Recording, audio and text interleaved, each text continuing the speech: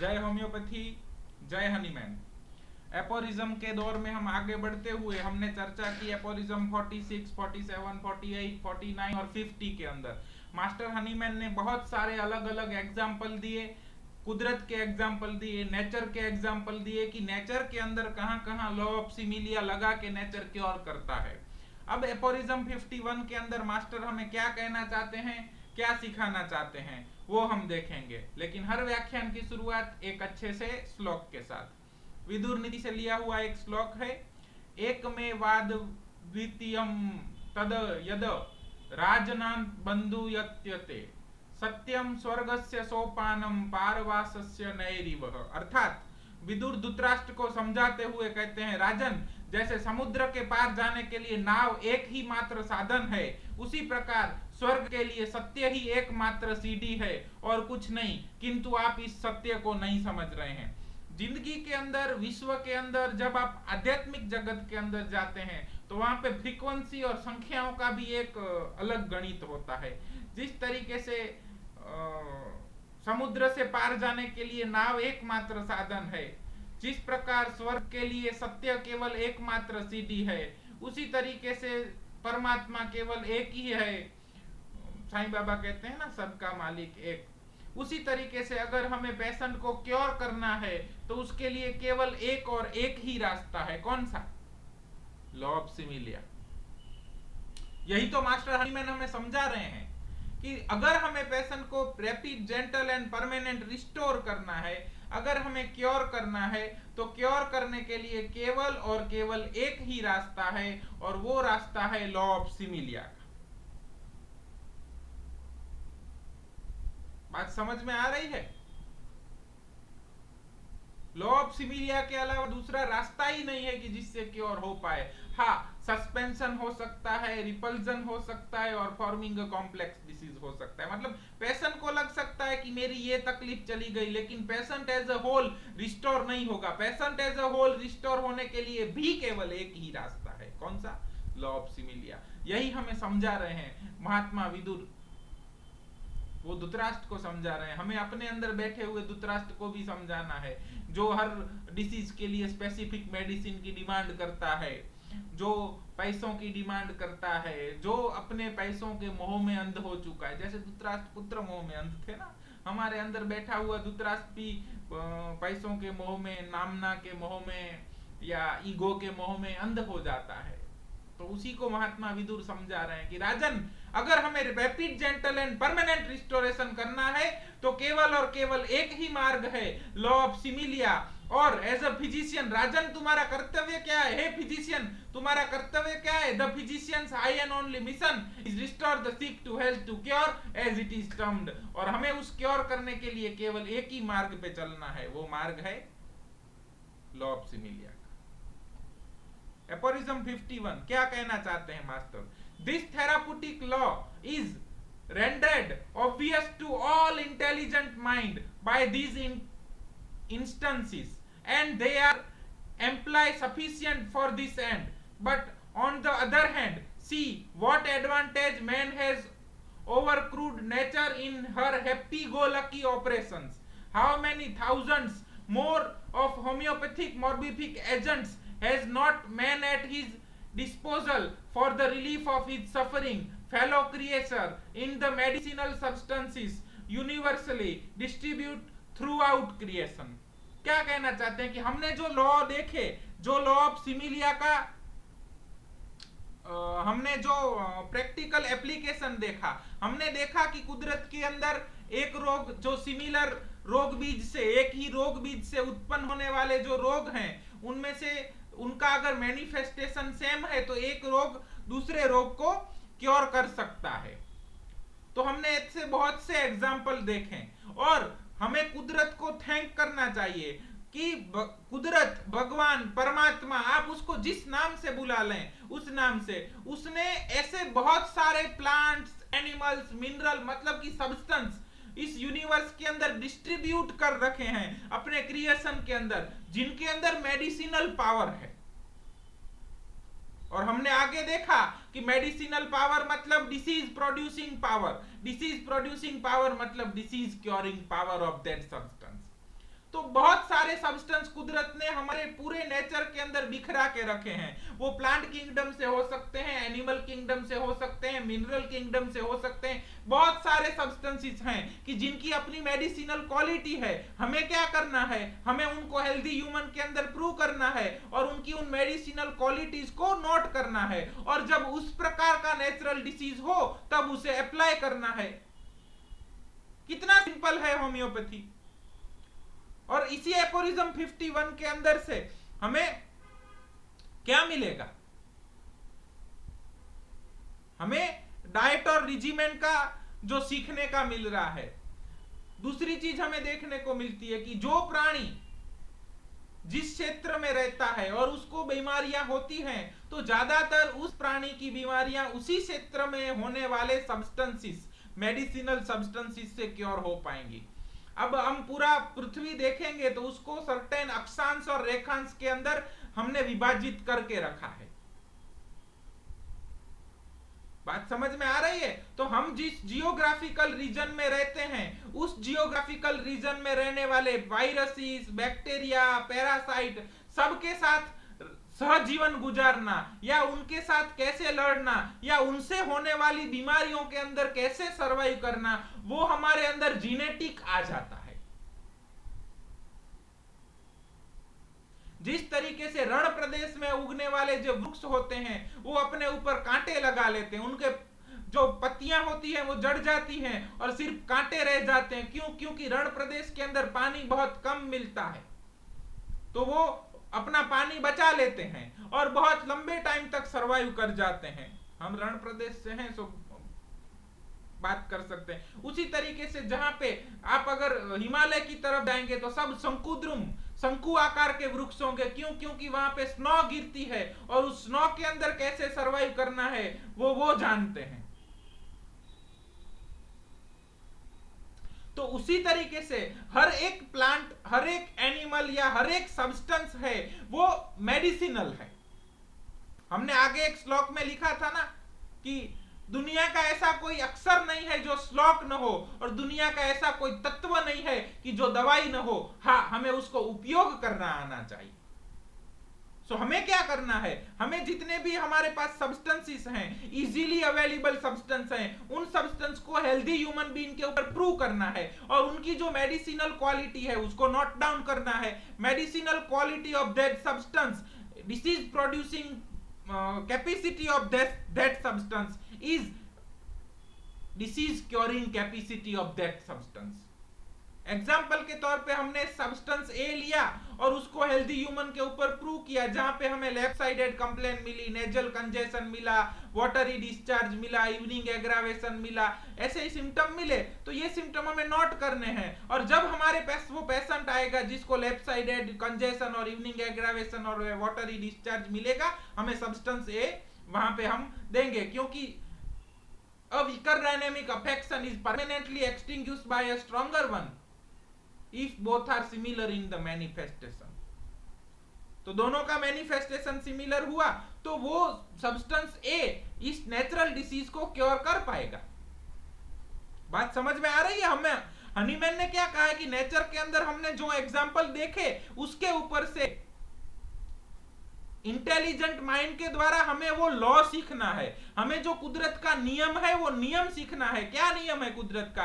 कि weaker dynamic affection is permanently extinguished by stronger one if both are similar in manifestation. तो हमें क्या करना है, हमें जब नेचुरल डिसीज हो तो हमें उस तरीके के मैनिफेस्टेशन वाला आर्टिफिशियल डिसीज वहां पे प्रोड्यूस करना है। बात समझ में आ रही है? और हमें कैसे मालूम चलेगा कि किस तरीके का कौन सा सब्सटेंस किस तरीके का आर्टिफिशियल डिसीज प्रोड्यूस करेगा?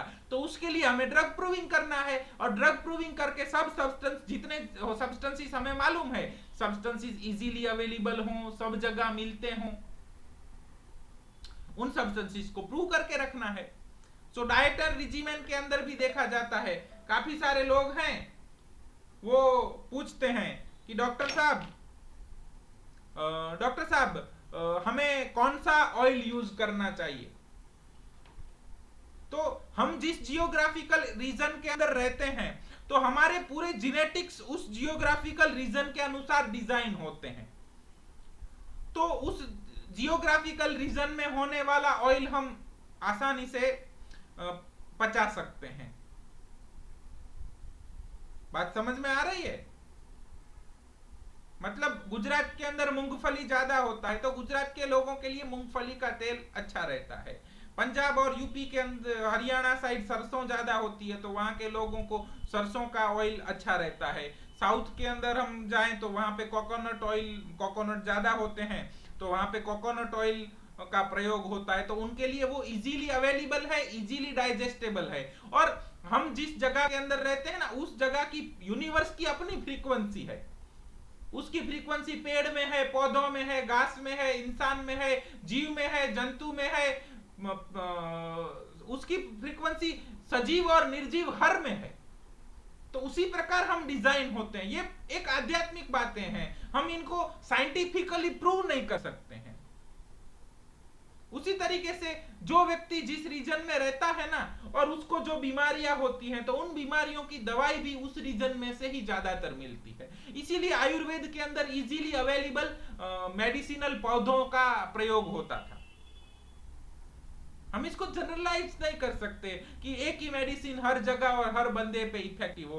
हर बंदे के माता पिता अलग हैं, हर बंदे का जियोग्राफिकल रीजन अलग है, हर बंदे का मोड ऑफ सर्वाइवल अलग है, हर बंदे का desire, aversion, sleep position, thermal, mental, physical, particular, modality, location, sensation, concomitant, सब कुछ अलग है। तो उसके लिए दवाई भी अलग होएगा। Law of individualisation. बात समझ में आ रही है? तो हमें यह देखना है।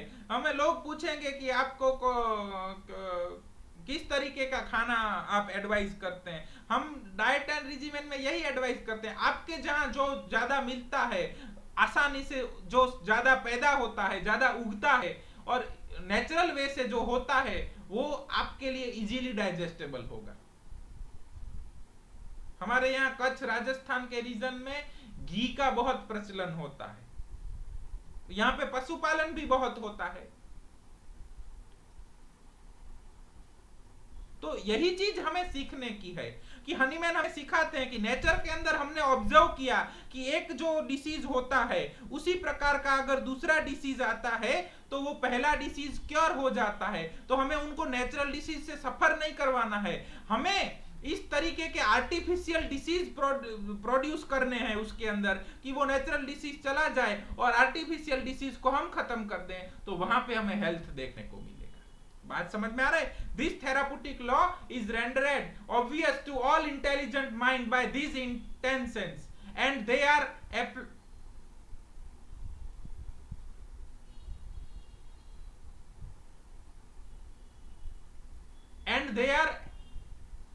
employ sufficient for this end. But on the other hand, see what advantages man has ever accrued nature in her happy-go-lucky operations. How many thousand more of homeopathic morbific agent has not man at his disposal for the relief of his suffering fellow creatures in the medicinal substances universally distribute through out the creation. पूरे creation के अंदर हर एक substance है, वो अपने आप में medicine है।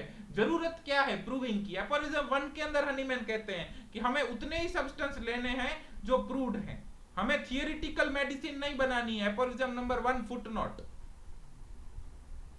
हनीमैन वहां पे डिस्कार्ड कर देते हैं कि कोई मेडिसिन डॉक्ट्राइन ऑफ सिग्नेचर के मुताबिक या कोई अपनी थियरी के मुताबिक या कुछ और थियरियों के मुताबिक कुछ अलग थियरी से कोरिलेशन करके होम्योपैथी में नहीं लेना है।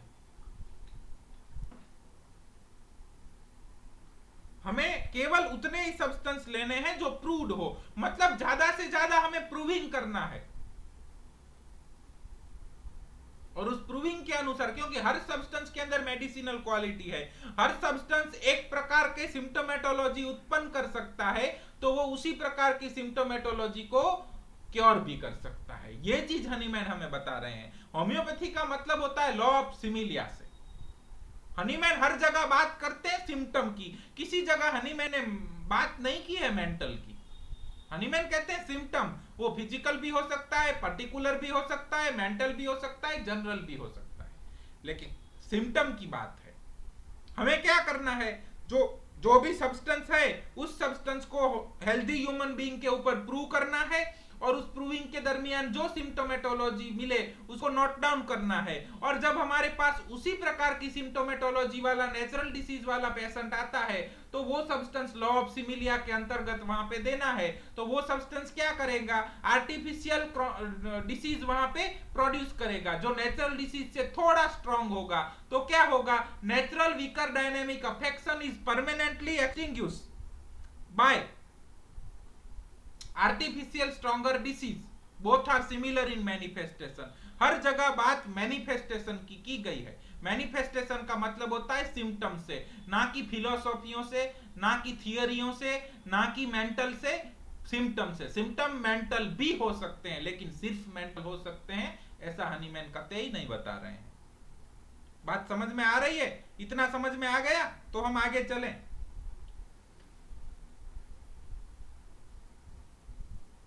जिस जगह पे हम रह रहे हैं ना, उस जगह की मेडिसिन हमें बहुत अच्छी सूट करेंगी। हमारे उस जगह पे रहने के कारण हमें जितनी भी बीमारियां उस जगह पे होती है ना, उन बीमारियों के अंदर उस जगह उगने वाली या उस जगह होने वाली मेडिसिन बहुत अच्छे से इफेक्ट करेंगी।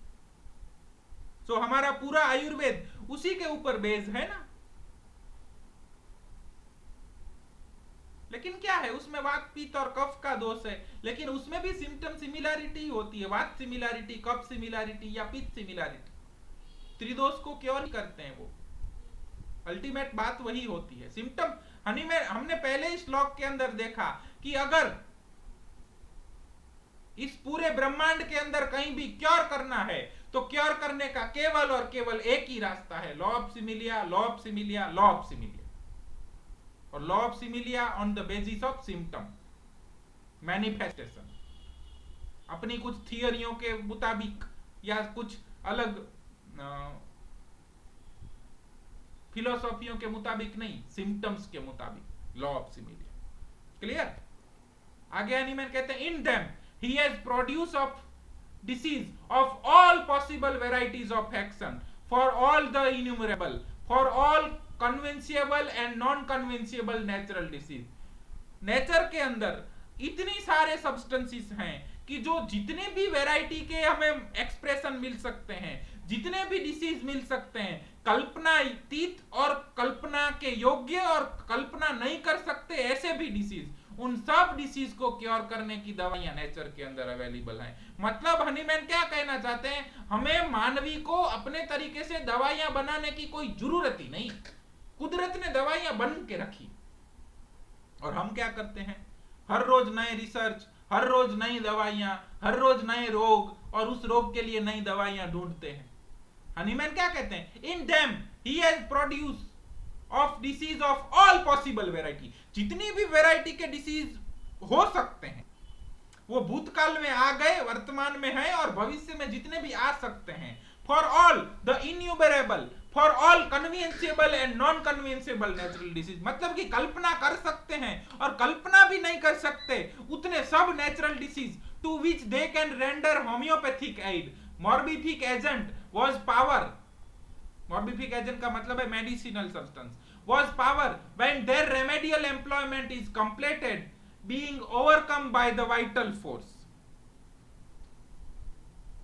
disappears spontaneously without requiring a second course of treatment of his extirpation, like the each artificial morbific agent which the physician can attenuate, subdivide and potentize almost to an infinite extent, and the dose of which he can diminish to such a degree that they shall remain only slightly stronger than the similar natural disease they are employed to cure, so that in this incomparable method of cure there is no necessity for any violent attack upon the organism for the eradication of even an invertebrate disease of old standing. The cure by this method takes place by only a gentle, imperceptible and yet often rapid transition from the tormenting natural disease to the desired state of permanent health.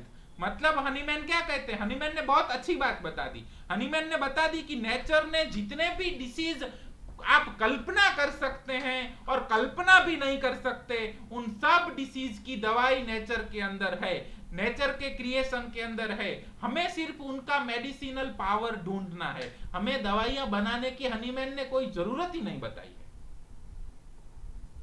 बात समझ में आ रही है? कितना बड़ा statement है। Philosophy को decode करना होता है कि हनीमैन क्या कहना चाहते हैं। हमें नई दवाइयां नहीं बनानी है, हमें सिंथेसिस करके दवाइयां नहीं बनानी है, नेचर के अंदर उपलब्धि है। जो सब्सटेंस जितने नेचर के अंदर इजीली उपलब्ध होंगे, वो जितने ज्यादा रोग हैं उन सब रोगों के अंदर काम आएंगे। जितने सब्सटेंस रेयरली उपलब्ध होंगे, वो सब रेयर किस्म के रोगों के अंदर, सिम्टोमेटोलॉजी के अंदर काम आएंगे। लेकिन नेचर ने सब सब्सटेंस दिए हैं, इतने सब्सटेंस दिए हैं कि नेचर के अंदर जितने भी वैरायटी के रोग उत्पन्न होंगे उन सब का क्योर हो सकता है। इससे ज्यादा हमें क्या चाहिए? लेकिन क्या है ना, हम मानवी हैं, हम भगवान बनने की फिराक में रहते हैं। हम रोग भी उत्पन्न करते हैं, दवाई भी उत्पन्न करते हैं। उस अलमाइटी के ऊपर, उस गॉड के ऊपर, उस परमात्मा के ऊपर हमें विश्वास नहीं है। हनीमैन हमें यही सिखाते हैं कि उसके ऊपर विश्वास रखिए। अगर रोग नेचुरली आया है तो नेचर के अंदर किसी ना किसी सब्सटेंस के अंदर वो रोग, मतलब उस तरीके की कोई सिम्टोमेटोलॉजी आई है जिसको आप कफ से लेके कैंसर तक कुछ भी नाम दे सकते हैं। तो अगर कुछ सिम्टोमेटोलॉजी आई है तो उस सिम्टोमेटोलॉजी को क्योर करने का सब्सटेंस भी नेचर के अंदर आया हुआ ही है। बात सिर्फ हमें उस सब्सटेंस तक पहुंचने की है। हमें दूसरी बहुत अच्छी बात भी यहां से सीखने को मिलती है कि कोई भी प्रॉब्लम है वो हमेशा उसके सॉल्यूशन के साथ जन्म लेती है। कोई भी प्रॉब्लम ऐसी नहीं है कि जिसका कोई सॉल्यूशन न हो। अगर हम महाभारत देखेंगे तो पितामह भीष्म के पास इच्छा मृत्यु का वरदान था, मतलब कि अजय थे, उनके जैसा दूसरा कोई योद्धा नहीं था, और वो जब तक अपने आप न इच्छें तब तक वो मृत्यु को या वीर गति को प्राप्त नहीं हो पाते थे।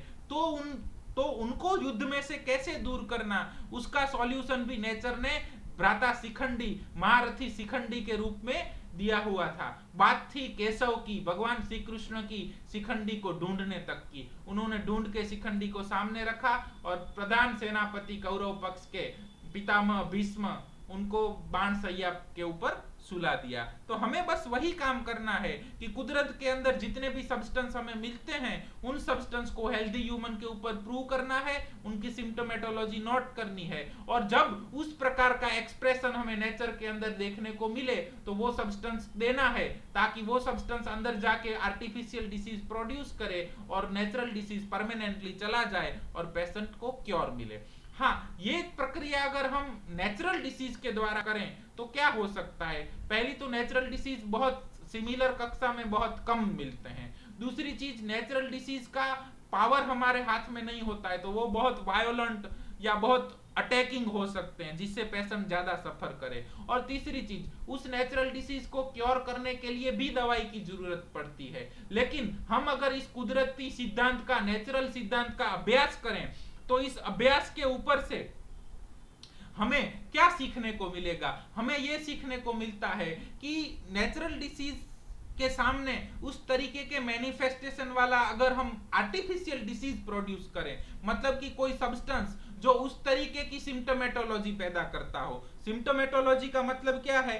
Tissue affinity, location, sensation. Disease का मतलब ही क्या है? Altered sensation and function. So location, sensation, character of the discharge, modalities and concomitant। मतलब कि हम जो सब्सटेंस प्रूव करते हैं, हेल्दी ह्यूमन को देते हैं, तो वो किस टिश्यू के ऊपर इफेक्ट करता है, किस लोकेशन के ऊपर इफेक्ट करता है, सेंसेशन और फंक्शन में क्या अल्टर्ड करता है, कब अल्टर करता है, उसकी मोडालिटी क्या है, कंकोमिटेंट क्या है, डिस्चार्ज का कैरेक्टर क्या है, ये सब चीजें नोट करनी है। जब हमारे पास पेशेंट आता है तो उसके अंदर भी हमें ये चीजें देखनी है, और बस जो सब्सटेंस इसके साथ सिम्टम सिमिलरिटी में बैठता हो वो हमें प्रिस्क्राइब करना है, तो वो हम प्रिस्क्राइब करेंगे। लेकिन क्या है ना, ये सिद्धांत हमने देख लिया, नेचर के पास बहुत सारे सब्सटेंस है जो बहुत वास्ट सिम्टोमेटोलॉजी पैदा कर सकते हैं। उसमें से हमें ढूंढना है कि हम जितने सब्सटेंस और जितनी सिम्टोमेटोलॉजी जानते हैं उसमें से जो बंदा जो व्यक्ति हमारे पास आया है उसकी सिम्टोमेटोलॉजी किसी के साथ सिमिलर बैठ रही है। जो भी हमें मिले, अगर हम 10 मेडिसिन जानते हैं तो 10 में से 50 जानते हैं तो 50 में से 500 जानते हैं तो 500 में से 5000 जानते हैं तो 5000 में से, उससे भी ज्यादा जानते हैं तो उसमें से, और जितने सिम्टम जानते हैं उसमें से, एक एक मेडिसिन के 5-5 सिम्टम जानते हैं तो उसमें से 10-10 जानते हैं तो उसमें से 20-20 जानते हैं तो उसमें से। लेकिन जिससे ज्यादा सिमिलर हो वो अगर हम उसको देंगे तो वो आर्टिफिशियल डिसीज अंदर जाके पैदा करेगा, वैसा ही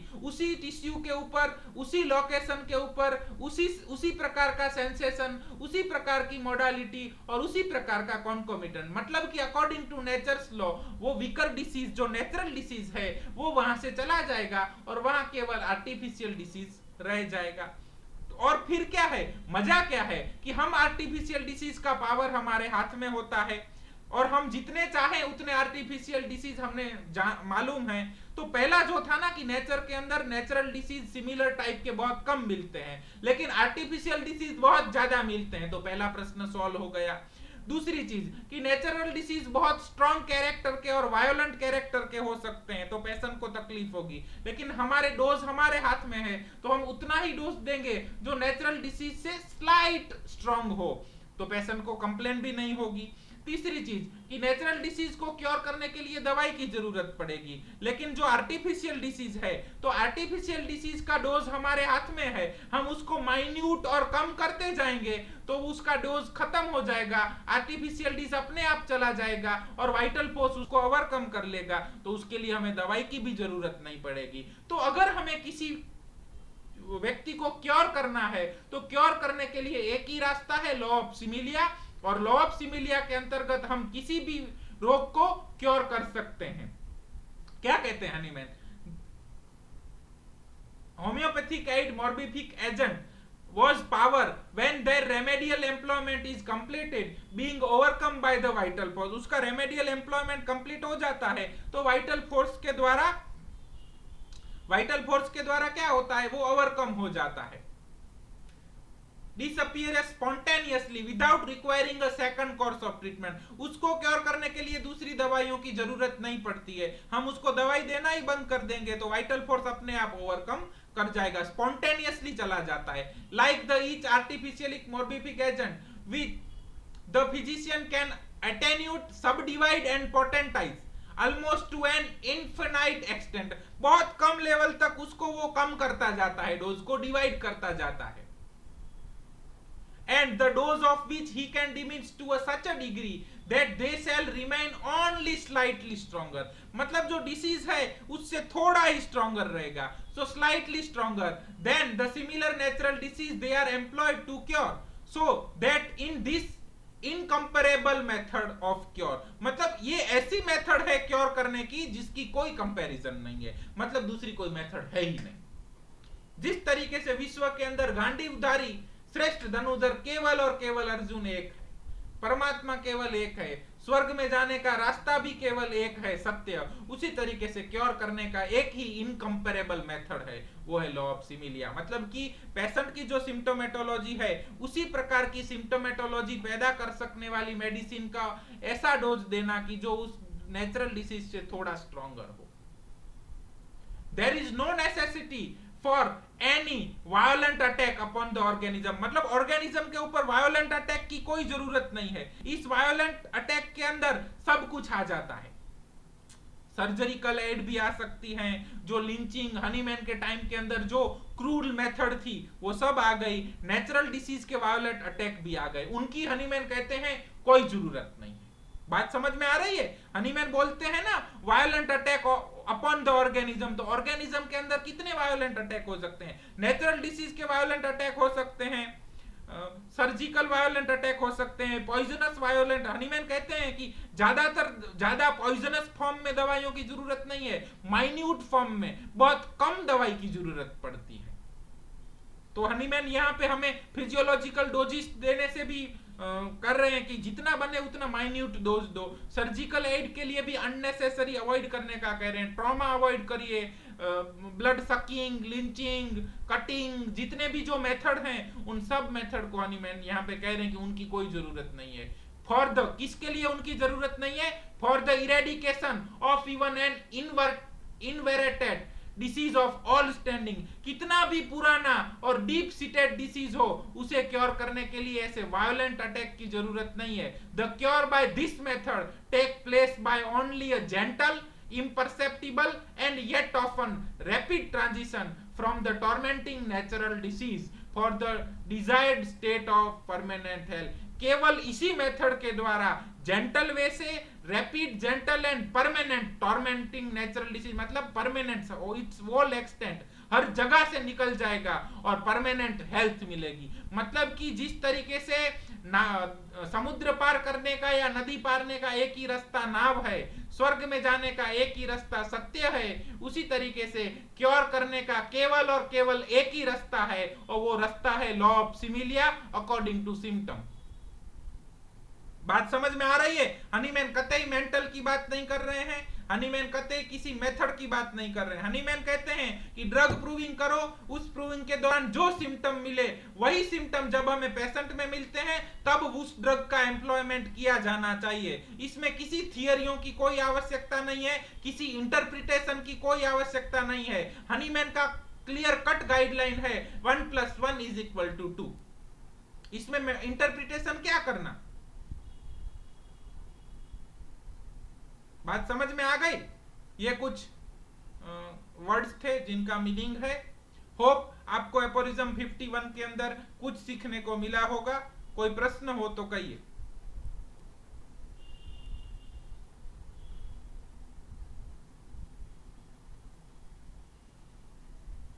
क्लियर? जय होम्योपैथी, जय हनीमैन, धन्यवाद। याद रखिए केवल एक ही रास्ता, law of similia according to symptom manifestation. जहां पे भी हनीमैन बात करते हैं हर जगह सिम्टम्स की, मैनिफेस्टेशन की और लॉ ऑफ सिमिलिया की बात होती है। कहीं पे भी हनीमैन ने मेंटल की या फिजिकल की, पर्टिकुलर की या जनरल की कहीं पे भी बात नहीं। कहीं पे भी हनीमैन ने थियरियों से या अपने माइंड के इंटरप्रिटेशन से या किसी और थियरी से या किसी और ऑथर की थियरी से या डॉक्ट्राइन ऑफ सिग्नेचर से या किसी और डॉक्ट्राइन से या माइथोलॉजिकल स्टडी से या किसी और चीज से सिम्टम लेने की बात नहीं की है। हनीमैन ने केवल और केवल प्रूविंग की बात की है। हनीमैन ने केवल और केवल एक ही बात की है कि सब्सटेंस को, जितने भी सब्सटेंस हैं सब मेडिसिन है, उसको प्रूव करो, प्रूव करके उसका सिम्टोमेटोलॉजी नोट डाउन करो, और उस तरीके का सिम्टोमेटोलॉजी जब हमें पेशेंट के अंदर मिले तब उसको प्रिस्क्राइब करो। और प्रिस्क्राइब भी कैसे करो कि जैसे वो नेचुरल डिसीज से स्लाइटली स्ट्रांग हो, तो उस मेथड से हमें रैपिड, जेंटल और परमानेंट क्योर मिलेगा और मिलेगा, दूसरा रास्ता ही नहीं है। सो जहां जहां भी दूसरी थियरियां आएंगी, इंटरप्रिटेशन आएगा, मतलब वहां हम हनीमैन को छोड़ रहे हैं। होप आपको क्लियर हुआ होगा। जय होम्योपैथी।